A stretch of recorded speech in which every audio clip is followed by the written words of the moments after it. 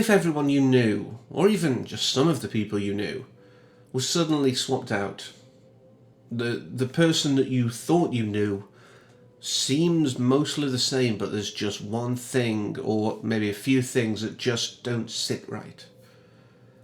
That's a topic that's been dealt with a lot of films, and I will be talking about some of them leading into this big project that I've been talking about for ages. I'll finally have a way to segue into it. But I wanted to look at one that took a different angle, tried to make it more like a documentary. So let's talk about 2013's There Are Monsters. This was based on the short of the same name, written and directed by Jay Dahl. It stars Christine Langille, Guy Germain, Matthew Amiotti, or Amiotte, I'm not sure the correct pronunciation, and Jason Daly. And this, instead of being a staged, proper, normal film presentation, this takes it as a sort of found footage / documentary style.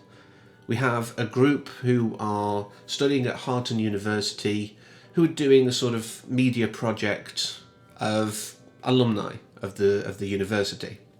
Sort of, what made them go into the fields they've gone into, and how has the university shaped their lives effectively. And so they go on this road trip to see a few of the people. But things just start seeming off. They'll see people with just their backs turned to them. And, there's just this element of weirdness. And I love that about this film. It does have a lot of problems, and I think because I want to end on the good, I'm going to talk about the problems right up front. So from the start, we see a thing that we see later on. I kind of like it when films do this sometimes, but this was just a literal way of us knowing what we're going to be looking at. Mostly the backs of people who are then going to slam their face into a window. And I just found it mostly funny. The jump moment, the impact, and obviously the musical stab that was given to it as well to give it that extra impact did get me jumping, but the look of it was really silly. And I know that this is, trying to do what it can on the lowest budget possible practically. And they couldn't have some amazing effect. So they did the next best thing of just having people's faces smashed into windows. And like I say, it was mostly humorous. There are moments in the film where this is all meant to be documentary footage. It's the behind the scenes, if you will, in a lot of it. So the cameras are always on. There's a reason for that. Granted, they've given a reason. I appreciate that. But there's certain shots and scenes that who is holding the camera? They are normal film style shots. There's no longer that level of, as I said last time with the last broadcast, artifice. All of a sudden it all just falls away. And there has been no indication that the film is meant to be both. It's one of those things. In The Mask of Leslie Vernon, it was an interesting plot point. The fact that it was framed like a normal horror film. It just reminded you what it was referencing and what it was paying homage to. But this, it felt lazy. It felt like, oh no, we need to get this shot, we need to do this scene, but there's no way of logically doing that with a handheld camera. Let's just do it anyway. So those are the big gripes. But for the most part, once I was, within the first half an hour, sort of first third of the film, I was along for the ride. I was kind of enjoying it, and yes, laughing at some of the hokey moments, but I was going along with it. I was brought into this world. And right when I hit play, it's been a long time since I first watched it to rewatching it to note. And when I first hit play, and she's talking about the story of the guy who looked at a picture of his wife and was like, that's my wife. A later picture, that's the thing that murdered her. That whole scene, it made me think of the Capgras illusion. And then about 40 odd minutes in, all of a sudden, she's talking about the Capgras illusion. And I don't know if it was me remembering that was the case, or whether my brain just was like, oh, this is the thing I know about. And I don't know if I first knew about it because I looked it up with this film. But I do really appreciate that. If you don't know what the Capgras illusion is... Capgras syndrome describes a person who believes that the people around him, or at least some of the people around him, are no longer human. People just don't feel like themselves. It's, if you will, a real-life version of what's going on in this film and others. And I like the fact that they referenced the real-life delusion that has this effect. But one of the things I did like is the fact that they build this world slowly throughout the film. You're seeing little snippets of sort of TV broadcasts where there's a ticker at the bottom talking about the Large Hadron Collider having an accident. Could this be part of the inciting incident? And even right at the start, when we're sort of looking at the office of the professor, something about the LHC is up in his room as well, like something on the news. So we tease these ideas. We have these people with their backs turned in just passing shots. We have all this fantastic world building, which is what allows me to forgive it some of its shortcomings. The fact that we have a scene in a dentist's office, when they're waiting to interview the dental hygienist, where a girl is just terrified. She's there with, as far as everyone can tell, her dad. Even the dental hygienist herself is like, no, it's your dad. It looks like your dad. It's your dad. Don't worry about it. It's fine.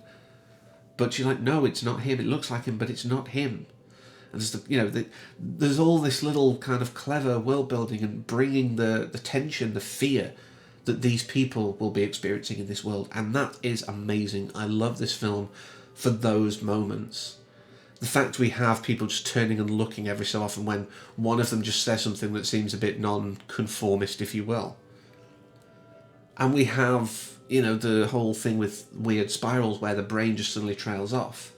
I like the fact that we're teased all that kind of thing, and then it's like a case of, we have the guy who's known to be a stoner, who naturally might be quite forgetful if he smokes that much.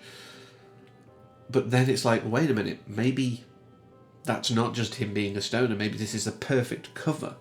And then we find after the episode with Lynn, which I do want to talk about in a moment, the fact that there's 3 stripes on the door and there were 4 of them. That was immediately a case of, one of them's turned. I love the fact that we're given misdirects with Jeff as well, because there's moments where he's just like, drop it and leave it, and he seems like he might have been turned.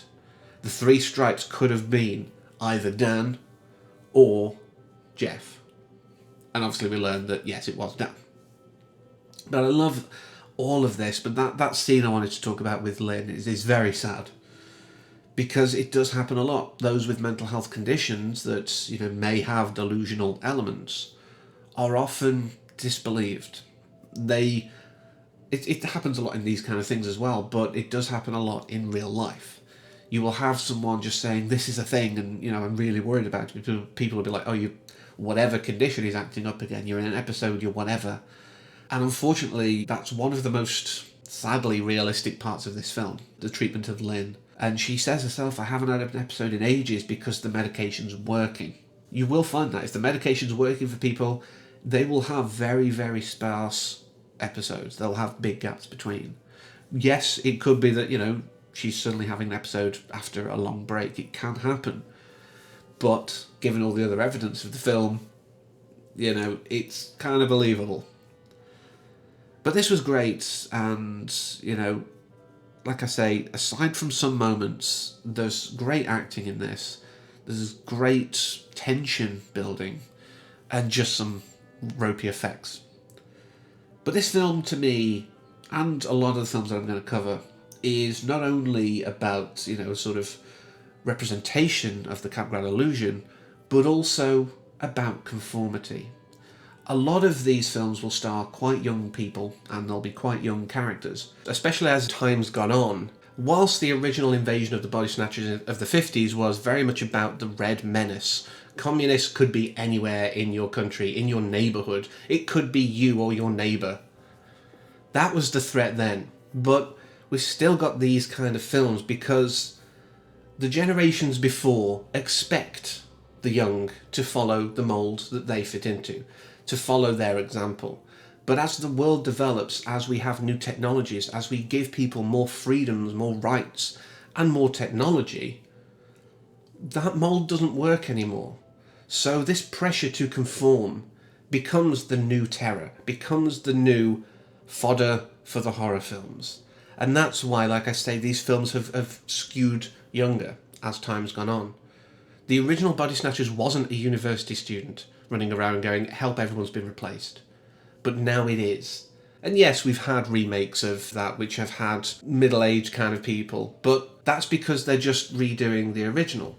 New material like this does not follow that same mould. And I think Conformity is very much a thing that, you know, has really fed this genre for quite a while.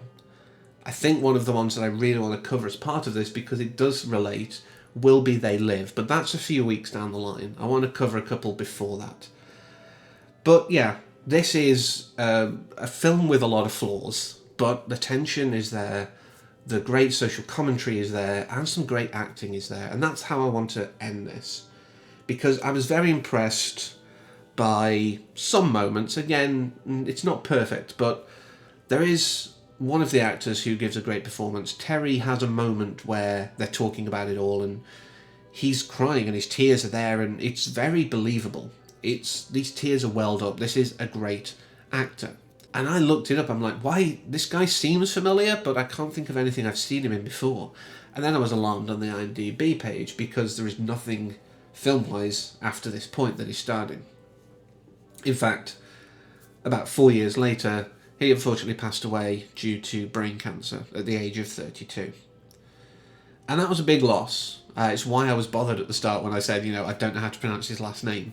Matthew Amiot. However you'd say it, you know, I would have liked to get that right, but I couldn't find the pronunciation guide. But that is a big loss. There was talent there, clearly. There was skill. This guy knew what he was doing. The fact that there is a theatre in Canada, in Nova Scotia, that has a scholarship fund in his name, because he did spend a lot of his time and a lot of his energy in the theatre world, I think says a lot about the guy. And that's a positive to end on. Whilst obviously it was a tragic situation, the fact that his name lives on so that more actors can come through and, you know, sort of get their experience, get their training, get their face out there in the theatre, I think is great. But yeah, so this film is about the terrors of conformity. It's definitely that, as well as obviously leaning on the old Capgras illusion. And it's worth your time if you can look past a few ropey moments and try to figure out why is this being filmed, because clearly no one's holding a camera. But that's all I want to say about this, so join me next time for another similar type of film. It might be an old classic, we'll see. But until then, as always, thank you for watching, and take care.